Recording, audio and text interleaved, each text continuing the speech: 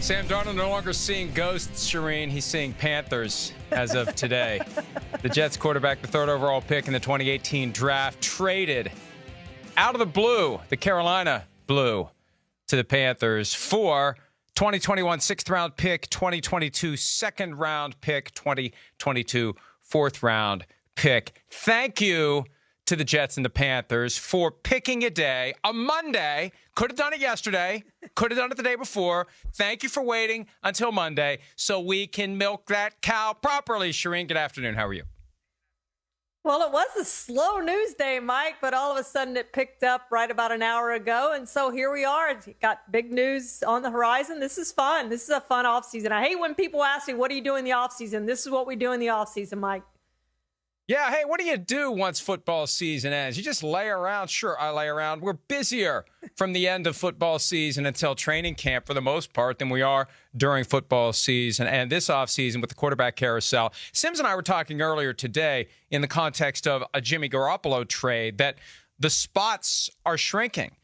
And with the Panthers drafting 8th and the Broncos drafting 9th, and both teams obviously interested in upgrading at the quarterback position, there wasn't much more that could really happen. And I thought the Jets would hold on to Sam Darnold until after round 1 played out and then have an auction for Darnold between the end of round 1 and the start of round 2, roughly 18 hours earlier, like the Cardinals did 2 years ago when they acquired Kyler Murray with the first overall pick, traded Josh Rosen, the 10th overall pick from the same year Darnold was drafted. But the Panthers, my guess is after swinging and missing on Matthew Stafford and whoever else they were trying to get, whatever else they were trying to do, I think Mike Tannenbaum, the former Jets GM and former Dolphins executive, has suggested that the Panthers were one of the ones trying to move up to get in position to draft Mac Jones. You get to a point where you've just had enough. Let's just call the ball. Let's get it done. Let's know what we're going to have. What they're going to have is Sam Darnold, Charean. And, I think the impetus for all this, Mike, was the 49ers trade up last week. That kind of took the 49ers out of play for Sam Darnold, which, there had been speculation that that's probably where he was going to end up. Well, it became obvious that wasn't going to happen once that trade happened. And it became obvious that the Panthers weren't going to get up into that top 3 more than likely to draft their quarterback. So they really were out of options at this point. And I think, frankly, Mike, the Jets were out of options at this point because the 49ers were no longer in that trade talk. And perhaps the Panthers said, hey, this is our last best offer. Take it or leave it. And at that point, maybe the Jets said, all right, let's move on from Sam Darnold. We don't care that we're playing our hand. We have the second pick overall anyway. We're going to get Zach Wilson. If we don't get Trevor Lawrence, he's our guy. We don't care that everybody knows he's our guy. So I think it worked out for both sides at this point. You know why I think it's a win for the Panthers? Because if he doesn't work out, they are going to have a high pick next year, and they'll be back in that quarterback derby. The one thing that worries me about the Panthers' commitment to Sam Darnold is they are picking up that fifth-year option, Mike, which is $18 million, so they'll be locked into that. But I'm not so certain that this is their quarterback of the future, but they get to find out. And if he is and he works out great, they've got their guy, and they've got him for relatively inexpensive. If he's not their guy, they'll be back here next year or perhaps at the trade deadline to go get Deshaun Watson. Here's the reality.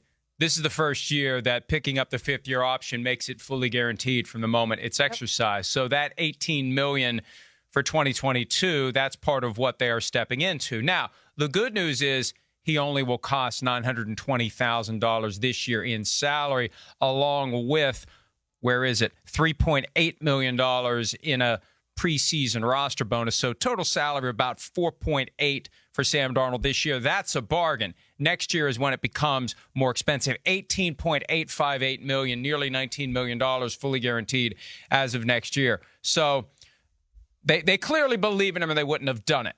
Now, we got to rewind to 2018, 6 weeks before the draft. It was a Saturday. Colts and Jets that time around didn't wait for Monday, so screw them 3 years later. They did the trade early Saturday morning, 10 o'clock. The Jets and Colts flip-flop 3 and 6, and the Jets, in addition to giving up their 6th overall pick, they got the third pick, but gave up 3 second-round picks to go up 3 spots. Now, this time around, when they unload Sam Darnold, they get that 6th-round pick this year, 2nd-round pick next year, 4th-round pick next year. I thought that what they would get for Sam Darnold would essentially be a 2021 2nd-round pick. Someone who is looking for a quarterback, has a 2nd-round pick, do the deal, maybe a little more on top of it. For them to get 3 picks, now the 2nd-rounders next year, which makes it less valuable than this year, obviously, but I think they did a little bit better than I thought they would for Darnold, given that there was hardly a land rush for a guy who once upon a time was regarded as the top pick in 2018. I mean, in the 2017 season, Darnold was the guy, but that shine is long gone from Sam Darnold, Charean.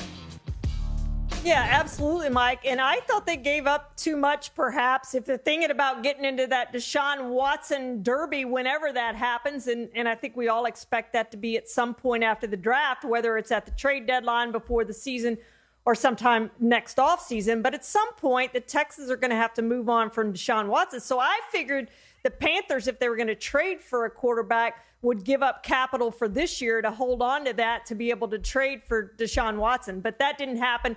So the Jets have moved on from Sam Darnold, Mike. If you look at their drafts from 2013 to 2018, their first rounders, they traded every single one of them. Richardson, Pryor, Williams, Lee, Adams, and now Darnold. But they do have 21 picks over the next 2 years. No secret why they haven't been good, and they aren't good. It's because they haven't drafted real well. They've traded all those guys. They've got to get better at that. Joe Douglas has shown a penchant for being good in the draft. He's got 21 now over the next 2 years to make it work.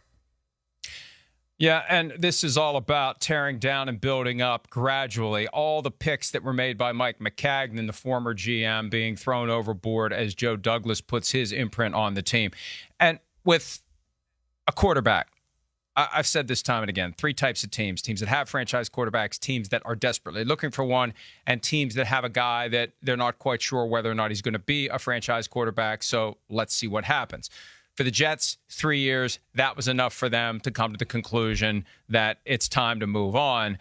And it's hard to fault them for it because at some point, I don't care who the surrounding cast is, at some point, a guy who is destined to become one of the 5 to 10 best quarterbacks in the NFL on a consistent year in and year out basis is going to show us that in his first 3 seasons in the NFL. Now, maybe this is going to be a bit of a Vinny Testaverde, flamed out with his first team and all of a sudden figured it out with his second team, and that's not unprecedented, although it doesn't happen often.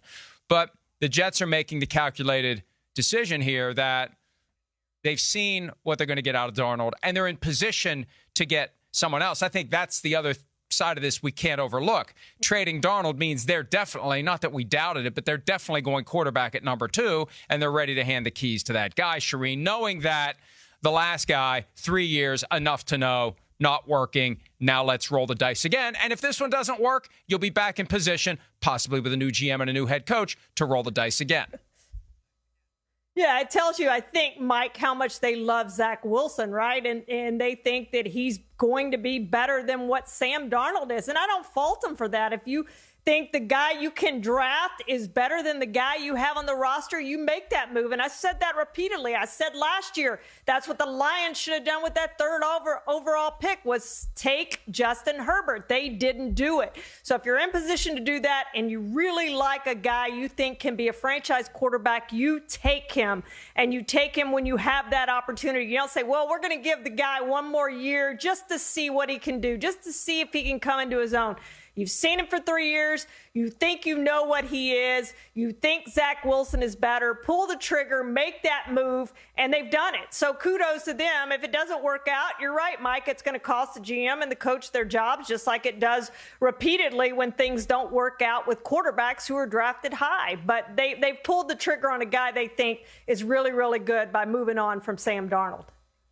Joe Douglas, GM of the Jets, said this: I want to publicly acknowledge the commitment, dedication, and professionalism Sam displayed while with the Jets. He is a tough-minded, talented football player whose NFL story has not been written yet. While all these things are true, this move is in the short and long-term best interest of both this team and him. We thank Sam for all of his work on behalf of this organization, and we wish him well as he continues his career. And I would say about 12 to 15% of that Joe Douglas actually means.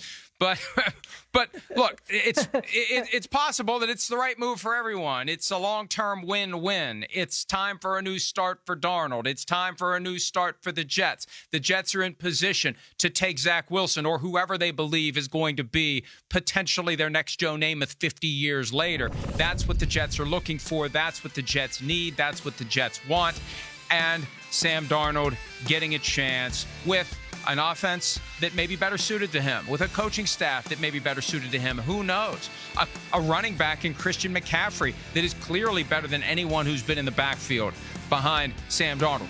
Receivers who are better than anything Sam Darnold's had to work with. He'll be reunited with Robbie Anderson, also in Carolina. So this could work for Sam Darnold, and he could end up being great, and it's a risk the Jets are willing to take, because the bottom line is they had to ask themselves this, Charean.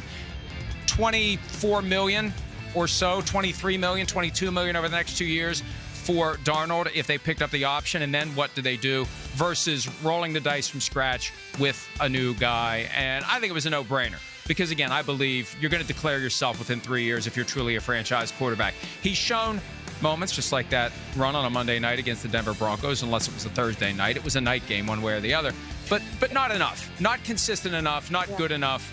Not a franchise quarterback, not a short-list franchise quarterback, period. I'm going to be curious to see how he does in Carolina, Mike, because, as you pointed out, the weapons certainly are better. He had one of the worst rosters in the NFL over the last 3 years. He did not have adequate coaching over the last 3 years. So he gets a chance to have all that in Carolina. If it doesn't work out there, I think we're going to see the last of Sam Darnold. He'll end up probably out of the league doing something else in the next couple of years. So this is really his last best chance to get it done on the field. Maybe he ends up a backup quarterback if it doesn't work out in Carolina, but this is his chance to get it done. Chase Daniel just texted to say, not so fast, Charean. There's a good living to be made holding a clipboard. Indefinitely in the National Football League. As I've said time and again, there aren't enough bad quarterbacks to go around, all due respect to Chase Daniel. But to go 2 or 3 deep on a depth chart, yeah, Sam Darnold will continue to be employed if he wants to be a backup. His window of opportunity to be a starter is about to close if it doesn't work out for him with the Carolina Panthers. And either way, the Panthers got 2 years to figure out what they're going to do with this guy long term. He's either a guy you're going to sign to a long-term contract. It won't necessarily be the richest contract in NFL history. And I continue to believe that as we see this ongoing evolution of quarterback contracts, there's going to be tiers now. It's not going to be the next guy who has just passed the test and looks the part is going to become the highest paid quarterback in league history. There's going to be a tier for those guys who are just kind of okay and a tier for the true greats. But Sam Darnold could get that top of tier 2 money if everything goes well for him in Carolina. Hi, I'm Mike Tirico, and thanks for watching. Make sure to hit subscribe for the latest news and highlights from NBC Sports.